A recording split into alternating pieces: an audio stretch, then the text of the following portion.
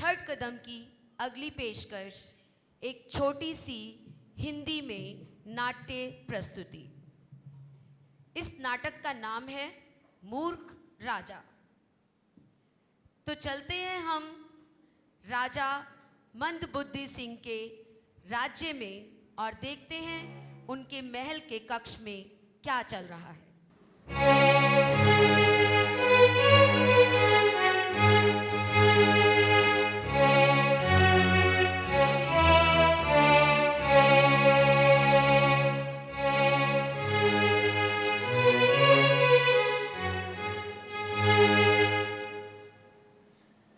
तो अब मैं दरबार में जाने के लिए तैयार होता हूँ। जो आज्ञा महाराज।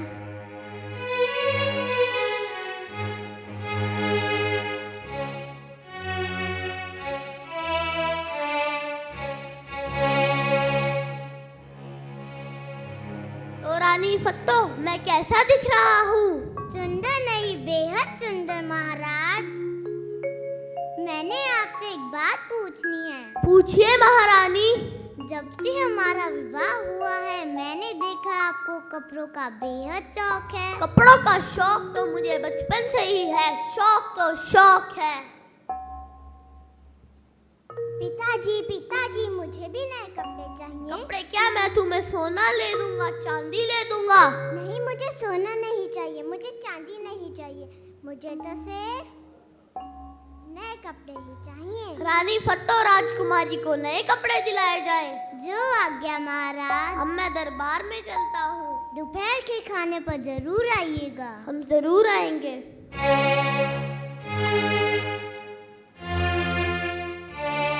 तो इस प्रकार से अब हम चलते हैं राजा जी के दरबार में।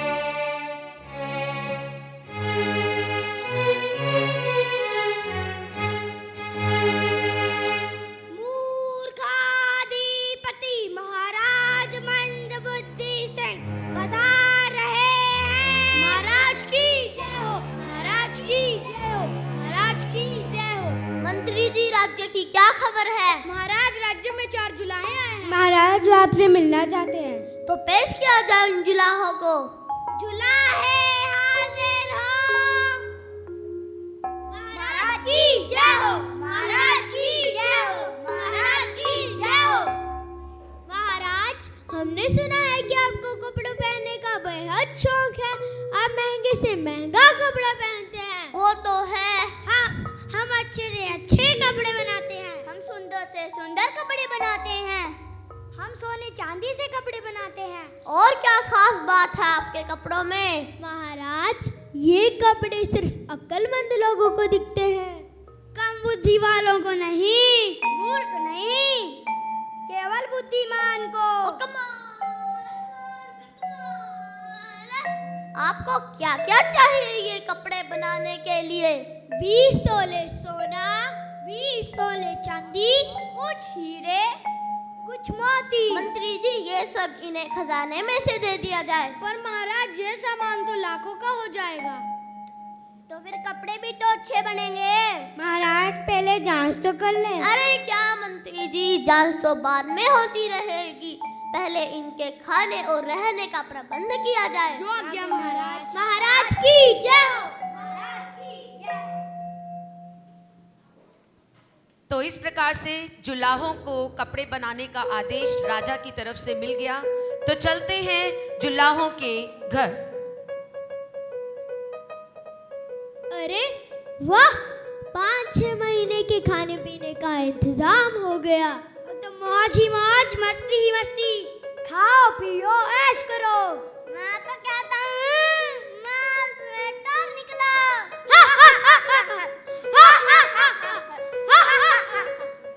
तो इस प्रकार से जुलाहों को बहुत मौज और मस्ती से समय बिताने के लिए मिल गया। लेकिन इधर से राजा जी परेशान होने लगे क्योंकि समय बीते जा रहा था और उनके नए वस्त्र उन तक ना पहुंचे। तो चलते हैं वापस से राजा जी के दरबार में।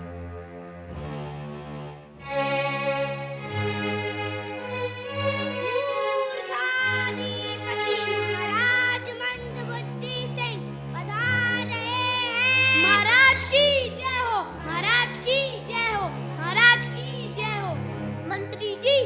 महीने हो गए जुलाहों ने कपड़े नहीं दिखाए।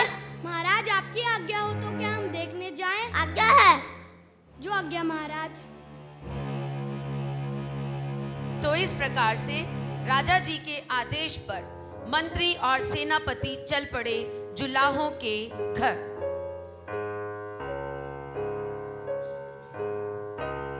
हम महल से आए हैं। हम महाराज के वस्त्र देखने आए हैं। आइए आइए महाराज के वस्त्र दिखाइए। हाँ हाँ महाराज के वस्त्र दिखाइए। दिखाते हैं, दिखाते हैं, दिखाते हैं। ये देखिए महाराज का कुर्ता, ये देखिए महाराज की धोती, ये महाराज का दुशाला, ये महाराज की पगड़ी। मंत्री जी क्या गड़बड़ है? मुझे तो कुछ नहीं दिखा रहा है। हाँ हाँ मुझे भी कुछ नहीं दिख रहा है। चलो पूछते हैं, हमें तो उससे दिखाई नहीं दे रहे। अरे हमने तो पहले ही कहा था कि ये कपड़े सिर्फ अक्लमंद लोग देख सकते हैं, कम बुद्धि वालों को नहीं, मूर्ख नहीं, केवल बुद्धिमान को। तो यानी कि आप नहीं, हम नहीं, हमें तो वस्त्र दिखाई दे रहे हैं। वाह वाह मजा आ गया, लाल पीले नीले चमकीले। अब हम महल को चलते हैं। जैसी आपकी इच्छा। तो इस प्रकार से वस्त्र देखकर वे लोग वापस में महल को चल पड़े। तो चलते हैं राजा के दरबार में।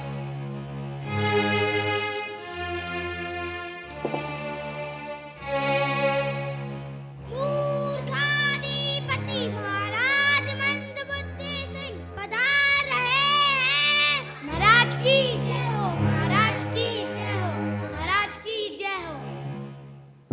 तो मंत्री जी क्या पता लगा कर आए आप? महाराज बहुत सुंदर वस्त्र हैं। महाराज वस्त्र देखकर मजा आ गया। तो पेश किए जाए वस्त्र। चुलाहे हाजिर हो। महाराज की जय हो, महाराज की जय हो, महाराज की जय हो। वस्त्र दिखाइए। महाराज ये आपका कुर्ता, महाराज ये आपकी धोती, महाराज ये आपका दुशाला, महाराज ये आपकी पगड़ी। ये क्या गड़बड़ है? हमें तो वस्त्र दिखाई ही नहीं दे रहे। अरे हमने तो पहले ही कहा था।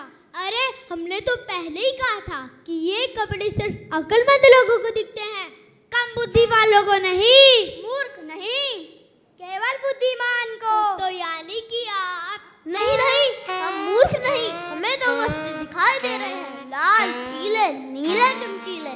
वाह वाह मजा आ गया।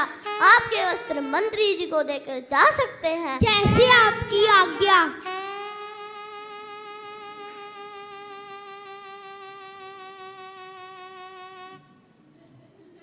अब हम कक्ष में चलते हैं। तो इस प्रकार से राजा जी अपने नए कपड़ों को देखकर खुश थे या दुखी, उत्साहित थे या निरुत्साहित, ये तो अब उनके नए कपड़े पहनने के बाद ही पता चलेगा। तो राजा जी अब हैरान परेशान इसी मुद्रा में अपने कक्ष में तो चले गए, लेकिन उनके मन में एक ही विचार चल रहा था कि मैं उन कपड़ों को पहनकर कैसा दिखूंगा। इसीलिए वो बहुत हंसते हुए एक अच्छे मन से अपने कक्ष की तरफ चल पड़े। तो वापस से हम चलते हैं देखने के लिए कि राजा जी अब नए वस्त्रों में कैसे दिखाई देंगे।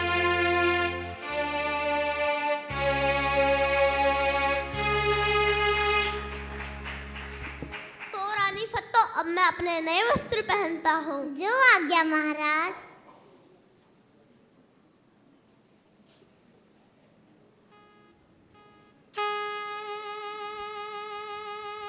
सबसे पहले मैं पहनूंगा अपना कुर्ता।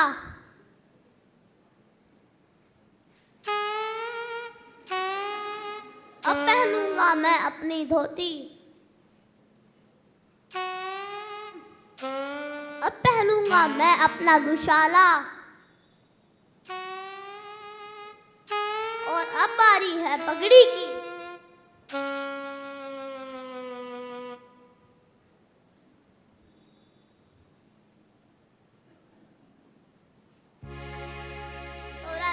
मैं कैसा दिख रहा हूँ?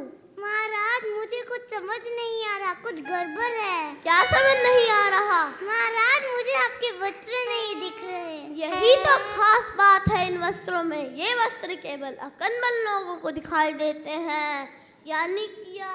नहीं महाराज, मैं मूर्ख नहीं, मुझे तो वस्त्र दिखाई दे रहे हैं, लाल पीले नीले चमकीले। महाराज जय हो। महाराज हाथी और घोड़े आपका इंतजार कर रहे हैं, क्या आप सैर को जाएंगे? हम तैयार हैं। पर महारानी जी मुझे तो कुछ गड़बड़ लग रही है। तुम नहीं तो मैं जानती हूँ कि तुम मूर्ख हो। जैसी आज्ञा महारानी जी। मुझे क्या? रानी फत्तो, मंत्री और सेनापति को भी साथ ले लो। जो आज्ञा महाराज।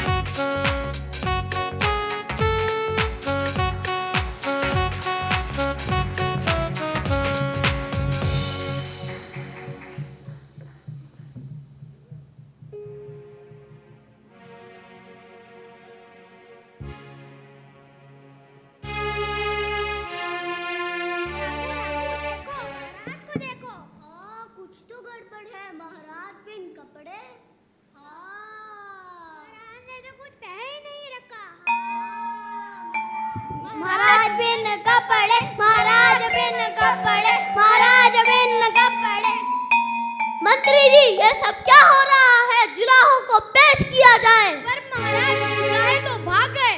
पर महाराज वो तो चंपत हो गए। मुझे मूर्ख बनाया, अच्छा खासा चूना लगाया। आगे से मैं प्रजा पर करूंगा ध्यान, इच्छा छोड़ कर्म के लिए करूंगा काम। तो इस प्रकार से राजा जी को ये समझ में आ गया कि इंसान अपने कपड़ों से नहीं, अपने कर्म से प्रधान होता है।